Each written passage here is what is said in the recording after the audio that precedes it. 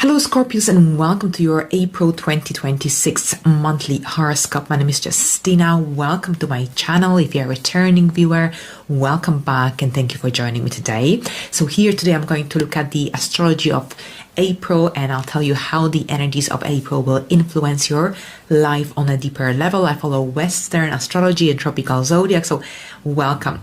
All right, so we start this brand new month with a full moon happening at 12 degrees of Libra.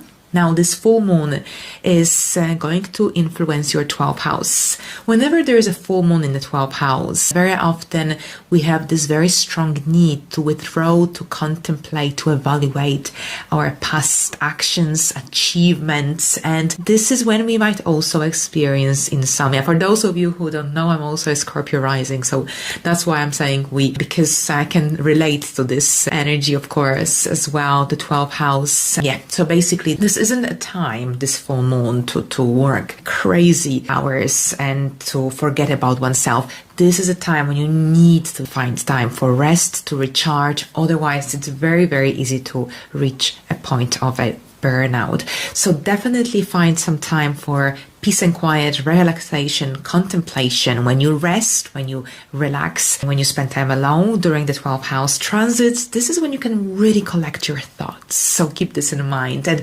Libra is a cardinal air sign. Any imbalance during a full moon in Libra becomes very noticeable.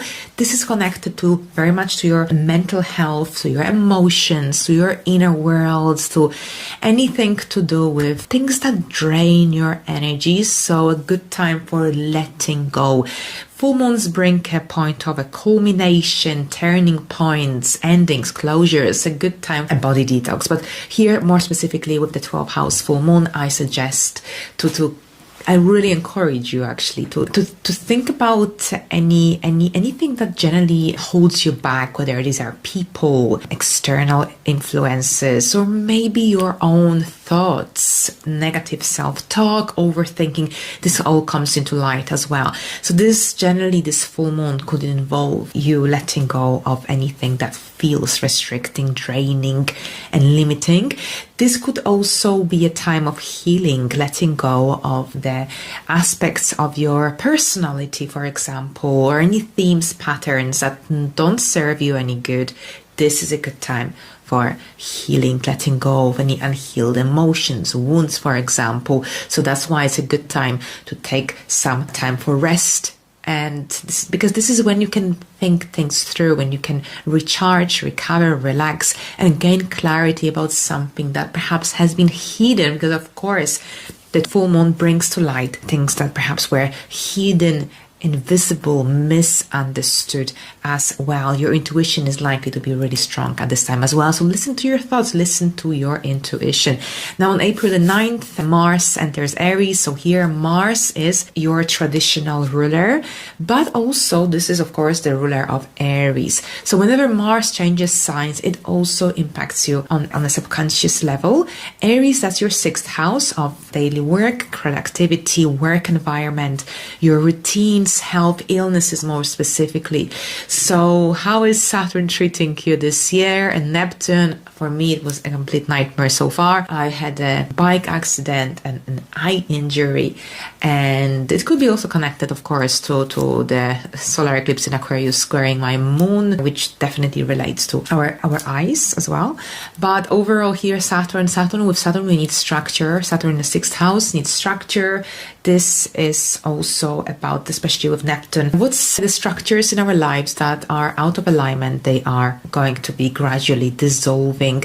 Mars entering Aries will cross the degree of that famous conjunction from February 20th.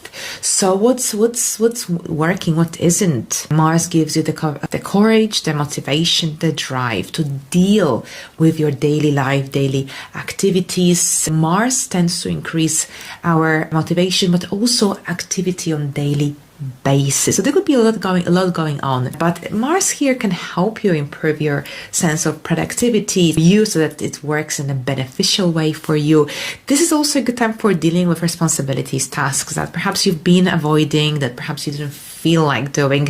If you find the spark of energy to motivation to deal with them, then definitely get on with them, because sometimes we don't always have the energy, the motivation to deal with certain aspects of our lives, and when we do, it's good to take advantage of these energies. Now, so that's Mars. So it looks like April, the first weeks of May will be very busy with Mars energy crossing this area of your life. And watch out, April the 13th. This is when Mars and Neptune conjoin.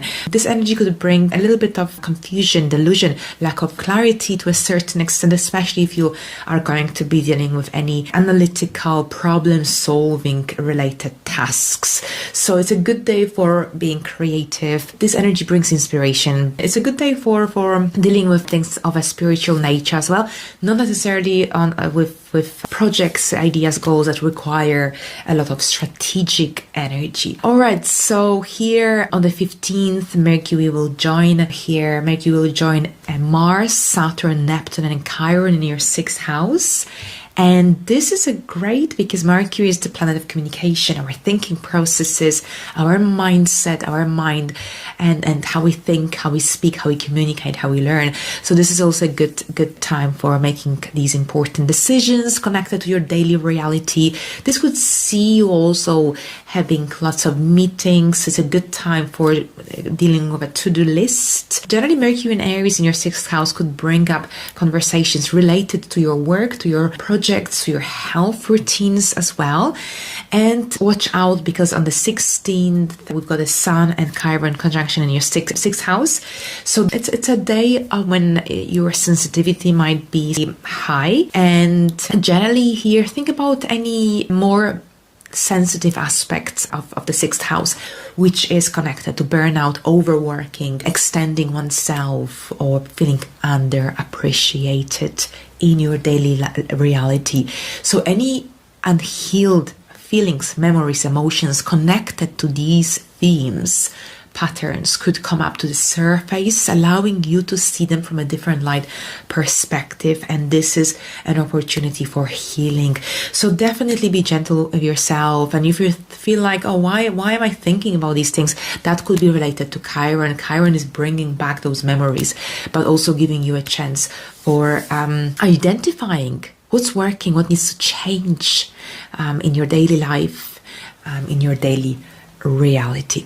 All right, so here on the 17th, there's a new moon happening in Aries at 28 degrees. So here a new moon is connected to new beginnings, a fresh start, a good time for setting intentions. But with a late degree of a new moon, this often also indicates this feeling of running out of time, a feeling of urgency, for example, as well. So this is also connected, of course, to your daily life, to your work. What does it mean? For some, this could manifest as a new project or a new job, for example. This could also indicate perhaps some health improvements, a new diet, a new wellness routine, a new exercise regime, for instance. Maybe you're restructuring your schedule, maybe you're restructuring your daily responsibilities, daily duties. Whatever the scenario, new moons and full moons in the 6th house bring this amazing opportunity for self-improvement. So this is your chance to set these intentions in motion and see how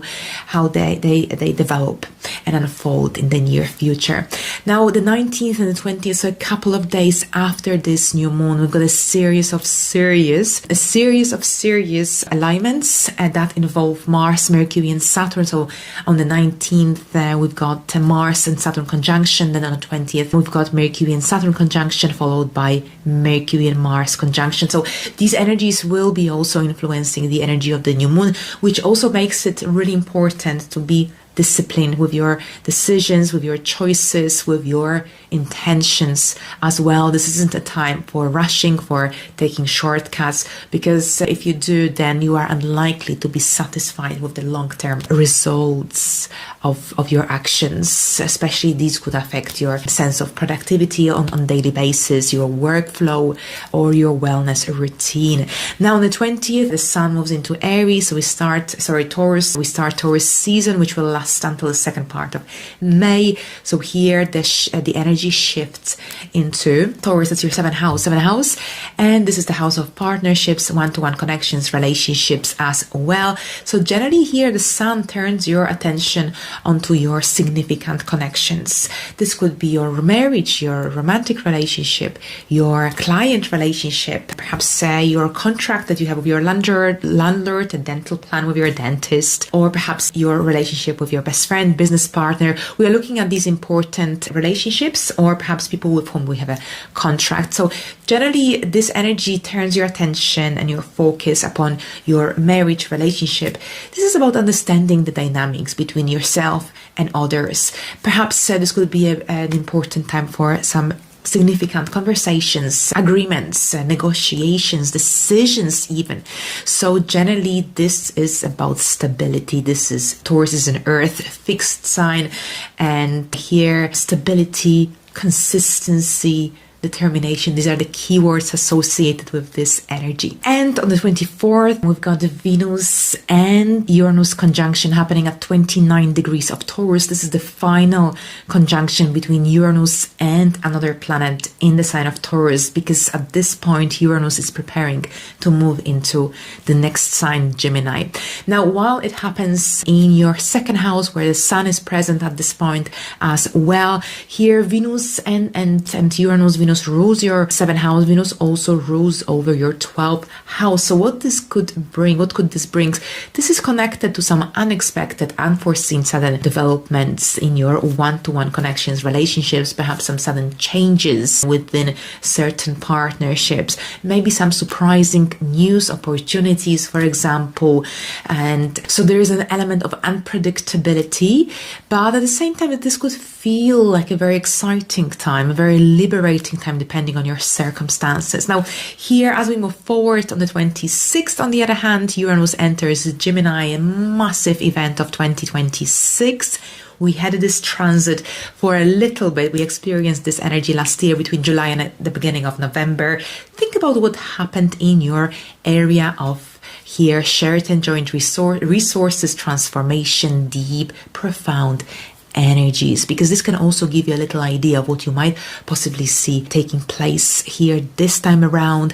Uranus brings a lot of modern, innovative energy, and this is a very significant long-term shift that could generally bring changes related to shared finances within your partnership, within your relationship. It could perhaps make you more interested in investments, in some financial schemes, opportunities that could help you improve your financial situation. This could also indicate perhaps some opportunities that may come through others to work online, to work with perhaps some new technologies. For instance, this energy could also bring a certain degree of a transformation on an emotional, psychological level. So there's different opportunities here, but generally with Uranus, it's about innovation, it's about freedom, liberation, whatever isn't working in this area of your life, whether that's your intimate life that's shifting, your area of investment, shared and joint resources, some important unions, partnerships in your life. You'll see how it will work out for you depending on your circumstances.